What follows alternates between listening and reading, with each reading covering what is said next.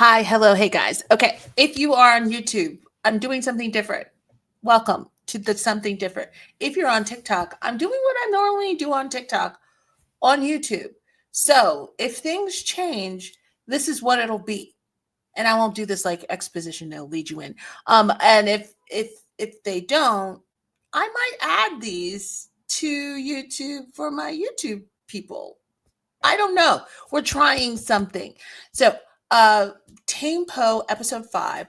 I wanted to do a review of it. Normally, for those on YouTube, you don't know, but on TikTok, I will just do a quick review of the episode, because not everybody wants to sit through a reaction like you guys do.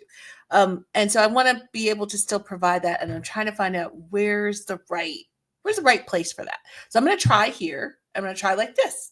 And then, if you don't want to sit through a reaction, you can just do the reviews.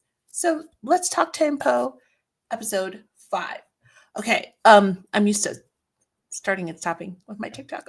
This is weird. I I'm gonna be fully honest. And if you watch the reaction, June on site, I feel like he was making me in freaking insane. June was making me insane. Now, my understanding probably is at the end of the day, I am hopeful this was all by design, that he understood that Tim it was not clued in to the fact that he liked uh Poe. And I guess this was his way of like waking Tim up, making Tim jealous, kind of manipulating the situation. But he was team too much for me. Like I was just like, yo, we're going to you're making me crazy. I know a lot of people feel like he likes Poe. That's like a strong opinion. I'm not in that boat. I just I found him confusing overall, but I really am not buying the idea that he likes Poe. That's just not for me, it's not working, but it may be that. I could be wrong. Also, people think he likes Tim. I don't get that impression at all. That one feels off the table for me.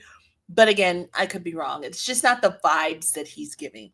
The vibes that he's giving is kind of just like messing them around a bit. For me, initially, I thought he is Tim's number one go to person.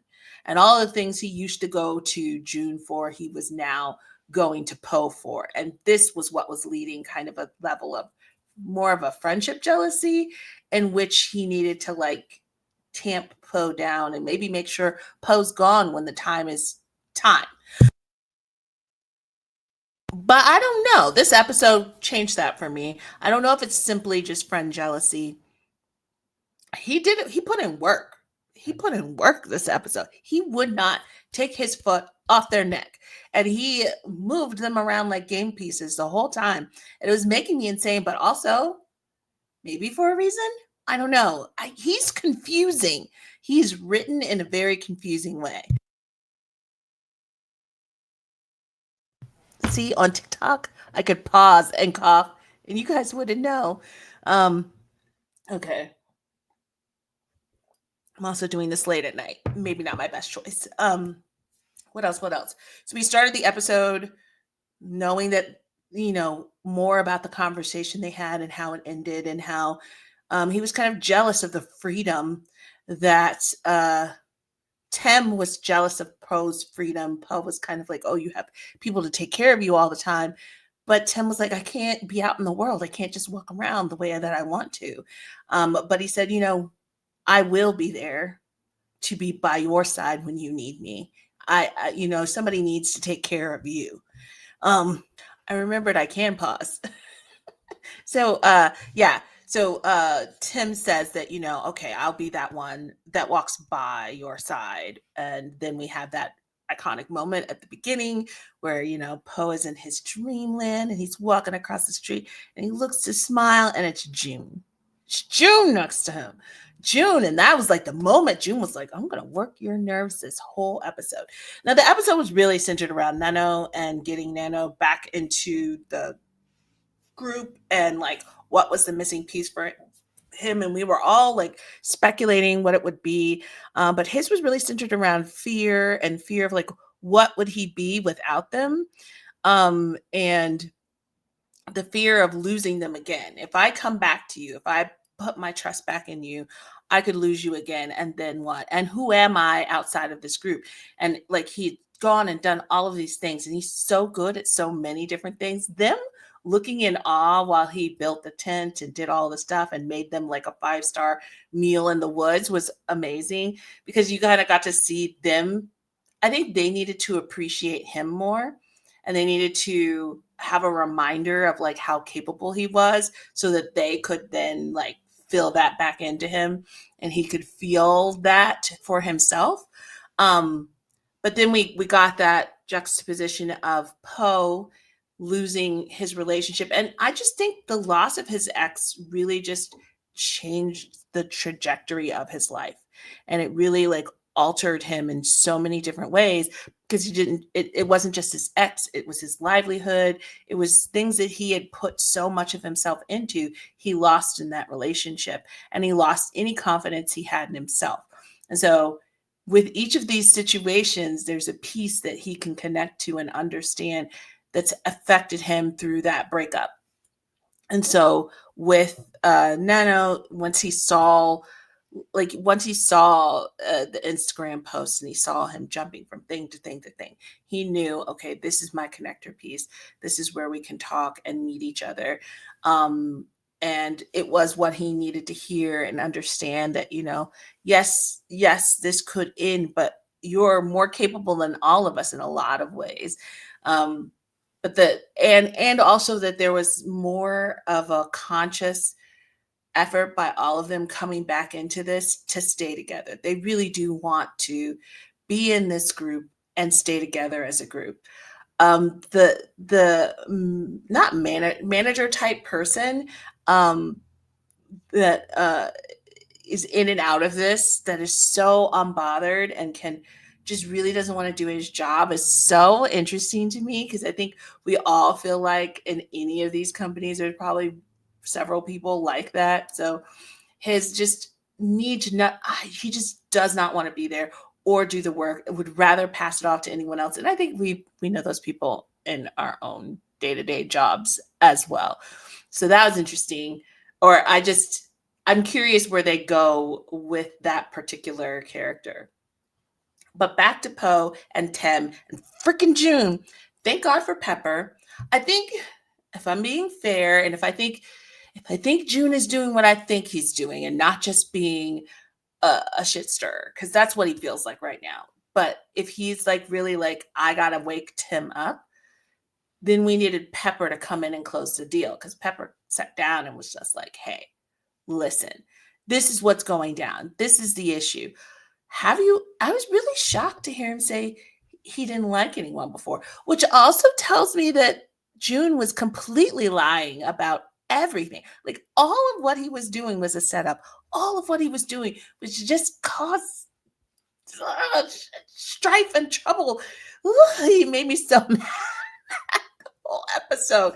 But I think it was on purpose, because then you find out Tim doesn't even know how to know if he's attracted or in love with someone or wants to be with someone. And he did not, I thought he knew this whole time. I thought he was operating this whole time like somebody who was into someone, but he did not know. He did not know that he was into this person. So that actually really surprised me. I was not expecting that, to be honest. Um, and then I talk about this in the reaction a lot, but I'll say it here too. I did understand where June was coming from in the like, oh, he just likes to be liked category. And I talked about when I was dancing, and a lot of like the very high level dancers, and just in general, I don't know if you've been around like people who are uh, specifically entertainment. I know that piece, but I'm sure it's in other areas too. People who are just really good at what they do, and good people skills, or good the ability, the need to make people want to be around you or want to be interested in you is part of that skill set you need to be successful. People like that can intentionally or unintentionally be dangerous. Dangerous in the sense that if they have that thing that makes you feel super important, sometimes they abuse it.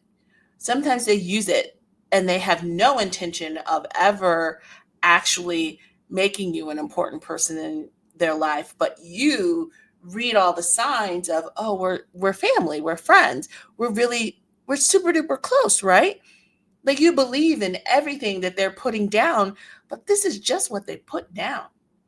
This is just how they interact, and the way it was so familiar. And once I started seeing a pattern, I was like, oh, some people in these positions, this is how they roll. And it's probably how they got there. They know how to just draw people in and make them feel special, make them feel like the only one in the world until they're done. And I don't think everyone who does that is intentional in it. I don't think they're all out to get you. I just think that some people are unaware of how intense they can be in regular relationship. It's regular to them, but it feels like everything to you until you find out it's not. And it's shattering. I only let it happen to me maybe twice. And then I was like, oh. And then I got better at kind of discerning. Oh, when you said we're family, you didn't. When I say we're family, I mean it. Like we're family, but you just mean we're family. Like it doesn't that intensity. I'm having look at me, I'm going back in time. Woo, back up. Those days are gone. But if they don't really mean it in that sense, or they mean it, I take that back. I think they mean it in the moment. They absolutely mean it in the moment. But when that moment's gone, it is gone. It is gone. And they move on their merry little way, and you're left going, wait, I thought we were special to each other. I thought we were important. And I'm not even talking romantically. I'm just talking about overall how they operate in the world. Anyway, it was bringing all that stuff back when June was describing Tim. And I do think Tim probably does do that to an extent, and is unaware, because when I found out that he didn't know he liked Poe, that he did all that, said all those devastatingly beautiful things, and he didn't know he liked him. I was like, oh, sweetie, how many people have you interacted with that you thought they were in love and you were in love, or just in a deep, deep connected relationship, only to find out you weren't? And I am sure June has seen the carnage. So I think there is some truth to what June said. He was being intentionally like a problem causer, but also I do think there's some truth there. I think he has left a little carnage along the way unintentionally. Unintentionally. Um so I loved that last moment. I loved that last moment where we see him show up and the call back to the first conversation, and he shows up by Poe's side, and he walks Poe across the street, and he does the things that Pepper has lined up, and he gets closer, and you get to watch him realize. And I love that the show trusts us to understand. One of the things that I got really excited about is in BL, whenever you talk about a heartbeat, we usually hear the heart, like they go boom, boom, boom, boom, like in the music or in the soundtrack, or it's always added. Like we must hear the heartbeat to know the heart is beating and they're in love. They didn't do it in this moment. It would have taken away from the moment. But also they trust, that tells me the writer, the director, the creators of ThamePo trust this audience to know his heart was beating because of the smile on his face, because of the warmth that he showed, because they trusted the actors to convey it. They trusted us to know it. And I know that seems like something really small, but it's something that's such a standard in a lot of specifically Thai BL. So to see a Thai BL step outside of that and go, okay, I know you know. That everybody's done what they need to know for you to know that his heart is beating, that he feels love. And that the warmth of that hug was so lovely, and just it felt so good. Um this show, I said, feels like a warm hug, and the way that it's filmed, and the lighting, and the conversation, and the tone of the actors, all of that feels like a warm hug.